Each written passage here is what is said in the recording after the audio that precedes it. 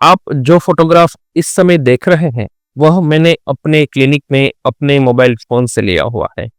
ये medical science में अत्यंत rarest of the rare skin disease है, जिसे डेरियर्स डिसीज़ के नाम से जाना जाता है। डेरियर्स डिसीज़ एक बहुत ही दुर्लभ त्वचा रोग है। वैश्विक डेटा के अनुसार यह बीमारी लगभग 1 लाख लोगों में से शायद ही केवल एक व्यक्ति में देखने को मिलती है। यह कोई संक्रामक रोग नहीं है और छूने से नहीं फैलता।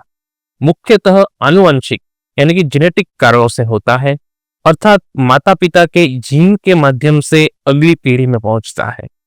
यह पहले किशोरावस्था टीन एज में शुरू होता है और युवा अवस्था तक अपनी तीव्र अवस्था में पहुंच जाता है। यह बीमारी में त्वचा की ऊपरी परत की कोशिकाओं का आपसी संतुलन बिगड़ जाता है, जिसके कारण त्वचा पर खुरदरे, तैली, ये भूरे रंग के मवाद युक्त तथा कंटिन्यूअसली ब्लीडिंग वाले दाने और क्रैक्स दिखाई देने लगते हैं। यह स्थिति शारीरिक रूप से अत्यंत पीड़ादायक होने के साथ साथ मानसिक रूप से भी क्षोभजनक होने के कारण बहुत ही नकारात्मक सामाजिक प्रभाव उत्पन्न करती है।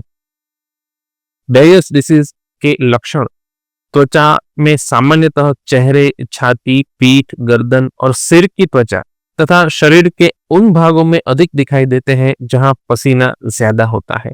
पेशेंट को खुजली, जलन, अत्यंत दुर्गंध तथा बार बार त्वचा में संक्रमण की समस्या रहती है।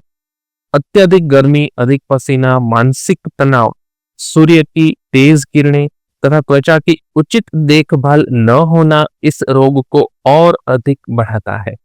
कुछ मामलों में नाखून में संरचनात्मक बदलाव तथा मुंह के अंदर सफेद धब्बे भी दिखाई देने शुरू हो जाते हैं।